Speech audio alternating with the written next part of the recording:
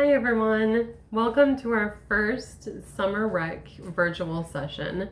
So how it's going to work is we're going to have 4 weeks, so it'll be the whole month of July, and each week we're going to do a different theme, and we're going to have an activity bag that's full of stuff for an activity that you can do each day. So my plan is to hand those out every Monday. This week I know we got a little behind, but we're going to hand it out twice. So if you missed our first handout from 10 to 11 this morning, it's okay because we're going to do another one from 6 to 7 at Barrows. So our first activity this week is doing space. So that's what we're going to focus on this week, is Out of This World. So I felt it was only right to wear the spacesuit that I got when I went to space camp. So I was able to get a grant from Honeywell, and they paid for me as an educator to be able to go to space camp. So I got to go to Huntsville, Alabama for a week, and we did missions, and we learned how to integrate more space into our science curriculums. And I got to be with people from all over the world. So I had friends that I met from Dubai and from other states in the US, and it was just a really great experience. So I felt that it was only proper to wear my spacesuit. So the first book that we're going to read today is called Otter in Space.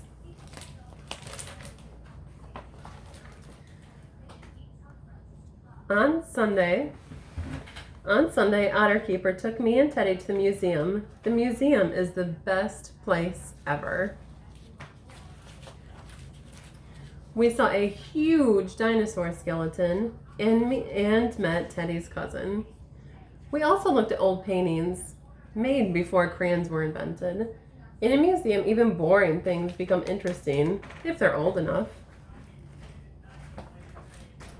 But our most favorite part was a special room all about outer space.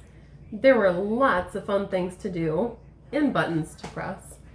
Teddy and I got to see a real moon rock. Otter Keeper said it came all the way from the moon, and the moon is very far away. The video told us so. Our last stop in the museum was a very important one, the gift shop. Unfortunately, Otter Keeper said I couldn't buy everything I needed, so I was forced to make some very difficult decisions.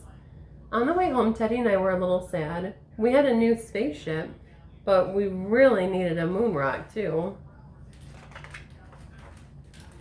The next day after Otter Keeper left for work, we were still sad. Playing in outer space was no fun with just a spaceship. Teddy suggested going back to the museum to get a moon rock, but no one knew how to get there except for Otter Keeper.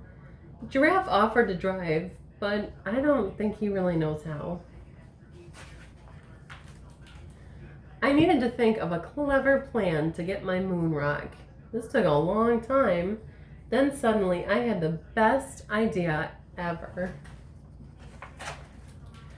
Teddy and I would get our moon rock from the same place the museum did, the moon. We made a very important list of very important things. It was very important. But before getting started, we decided to have our lunch. Thinking of ideas and writing lists can make you hungry. Lunch is very important too. The first thing on the list was to build our spacesuits. You must not forget to bring a spacesuit if you're going to the moon. Unfortunately, our house has a lot of gravity, and this can make it hard to properly test the spacesuit. Teddy took his spacesuit off. He didn't seem to be taking space travel seriously. So I decided it was time to start his training. Problem solving wasn't his strong point, but he impressed everyone with his performance in the anti-gravity training.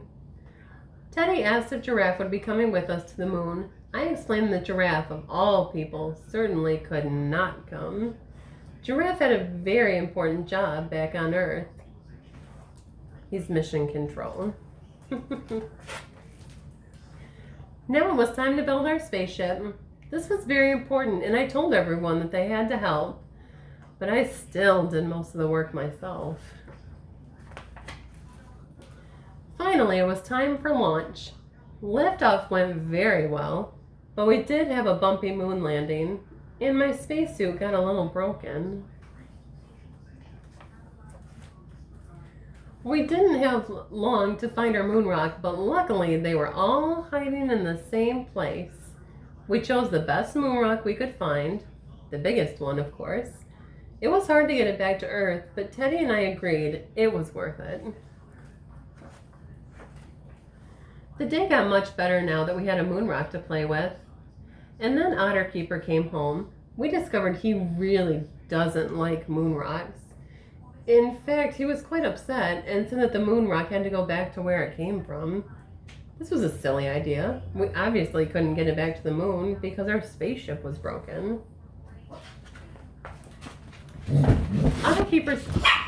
Otterkeeper said we could discuss what to do with the moon rock at dinner. Otterkeeper said we could discuss what to do with the moon rock at dinner. I kept my spacesuit on the whole time to show I was serious. Finally, Otterkeeper agreed to let us keep the moon rock, but only if we took it outside for a bath. That evening, Otterkeeper added "do not dig up moon rocks" to our list of things not to do. So it says, Otter, do not jump on sofa, use the big phone, empty cereal packet for toys, dig up moon rocks.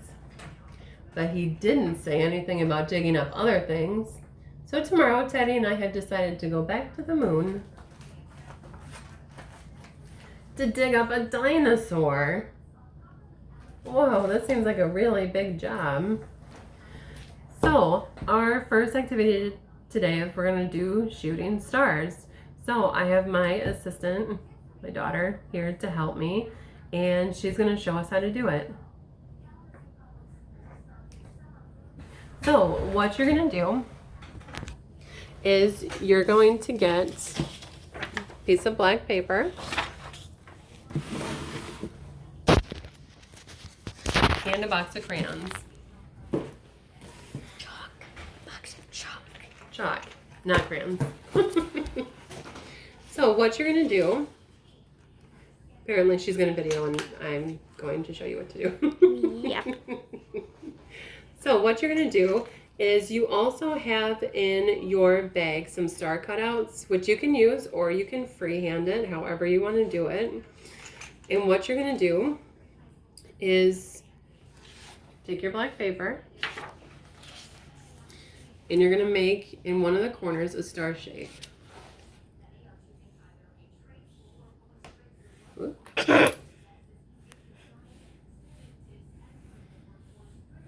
So it's not going to be perfect, but that's okay. So we have our shooting star. And then on our shooting star, we're going to use some of the other colors to make a tail. So you can use just one, you can use multiple colors. Apparently I'm pressing too hard.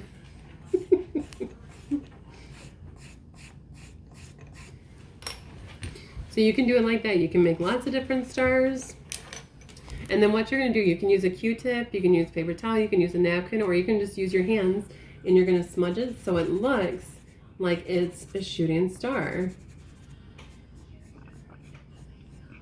So you can do it to the outside. You can smudge it so it's all over.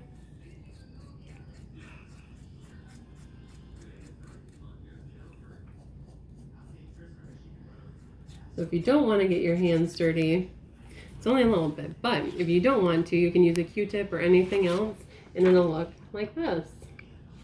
So you can do multiple stars with it, you could draw some planets on it, you can do however you want to do using different colors, and by the time you're done, you'll have a whole sheet of different stars and they're going to be shooting stars, or you can just draw regular stars. So I'm gonna kind of cheat a little and do it this way. You can kind of color it in.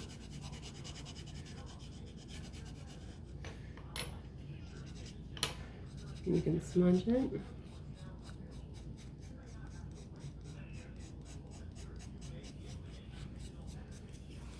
And you can add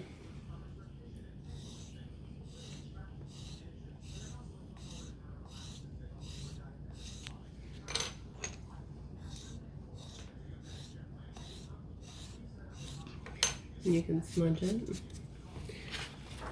So I'm sure yours is going to look a lot more creative than what mine does. There's a reason I teach science and not art. So, so that is our activity for Monday. Another activity, I know we only read one book today, but because it's Tuesday, I did want to show you the other activity that's in your bag. So the other one was taking the other piece of construction paper and the star stickers and creating different constellations. So for our constellations, so I found a book that's Zoo in the Sky, and it's all kinds of different constellations. So you could do, there's a Great Bear constellation, which is really cool.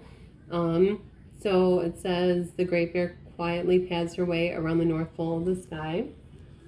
So there's that one. The Scorpion. So it's like our horoscopes. Leo the Lion.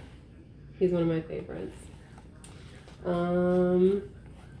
Let's see. The Great Dog. Chasing the Hare. So there's lots of different constellations, or you can come up with your own.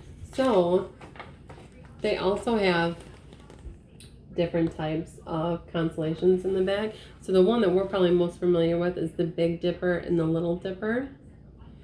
So, but there's Orion, Sagittarius, Capricornus, Aquarius. So there's all types of different constellations. So on the left side is the northern sky, and then the right side is the southern sky. And they each have different types of constellations in them. So we can do our own constellation. So you can do your name and stickers. You can do a picture if you want to do a picture. So what I'm going to do is I'm going to do Alexa. So I'm going to do my daughter's name. So you can use whatever color you want. And what you're going to do is you can do the tips of it. Or if you want to just do a different design, it's totally up to you. And then I'm going to take my crayons, or you can use the chalk.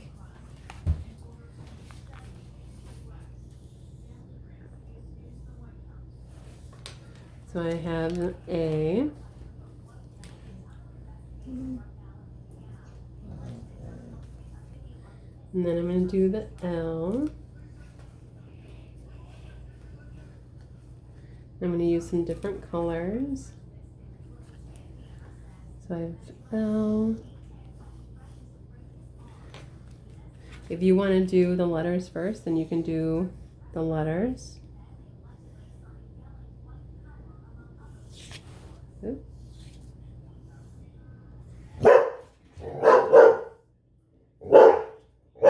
Go. So you can draw the name first and then do stars on each corner if you want to do it that way.